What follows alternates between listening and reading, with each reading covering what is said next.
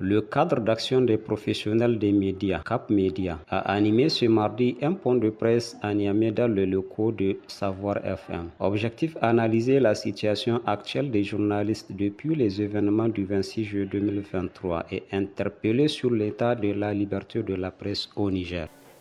Depuis cette date, notre patrie s'est engagée dans une voie historique, celle de la refondation nationale sous la conduite du CNSP, avec à sa tête le général d'armée Abdraman Tchani. Dans ce mouvement profond de renaissance politique, économique, culturelle et morale, la presse nigérienne, publique comme indépendante, a été l'un des premiers secteurs à répondre présent. À travers des initiatives concrètes, notamment le symposium des journalistes de la Confédération de l'AES, tenu à Niamey les 26 et 27 novembre 2024. Malgré ces efforts, la presse semble être le dindon de la farce de notre révolution commune. En effet, à cette date, les agents dans les médias dits privés ne comptent plus le nombre de mois impayés, variant de 3 à 14, voire 16 mois selon les organes des médias.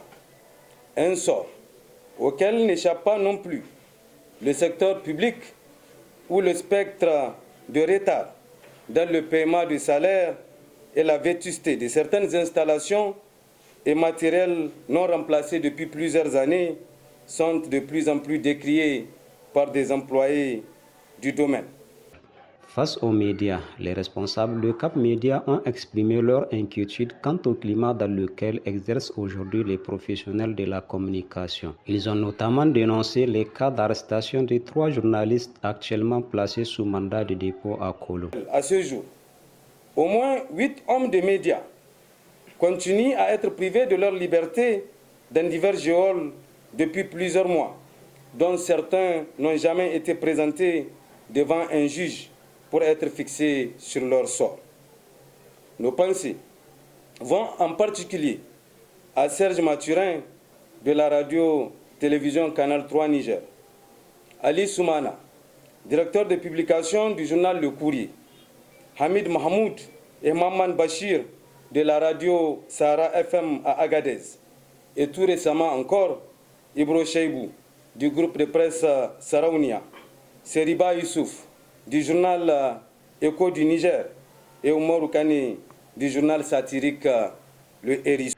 Les responsables de Cap Média ont exprimé leur désaccord quant à la composition du nouvel ONC. Ils demandent la relecture immédiate du décret de nomination afin d'y rassurer une représentation légitime et équitable. Le cadre d'action des professionnels des médias Cap Média Niger constate non sans consternation que l'esprit même de la refondation, cher au peuple souverain du Niger et à son président, le général d'armée Abdraman Tchani, est en train d'être sabordé, voire trahi, notamment au sein de l'institution de régulation de la communication ONC.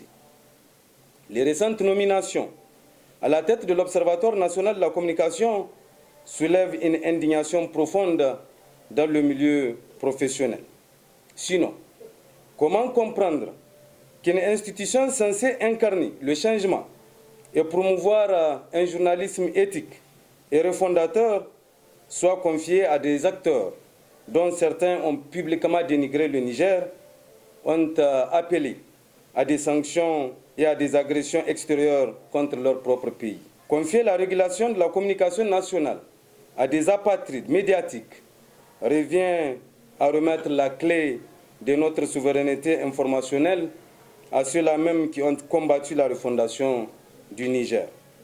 Sur un tout autre plan, le cadre d'action des professionnels des médias Cap Média Niger tient à faire part de sa vive préoccupation quant à certaines restrictions de liberté de la presse et autres pressions et menaces pouvant entraver la capacité à informer objectivement les citoyens. Au regard de tout ce qui précède, le cadre d'action des professionnels des médias Cap Média Niger 1 demande la rélecture immédiate du décret portant nomination au sein de l'ONC afin d'y assurer une représentation légitime, patriotique et compétente des véritables acteurs de la presse nigérienne. 5. Appel à la libération de tous les détenus et à mettre fin aux restrictions à la liberté d'expression. Ce point de presse intervient dans un contexte où les organisations de défense des droits humains multiplient également les efforts en faveur d'un environnement médiatique libre et responsable.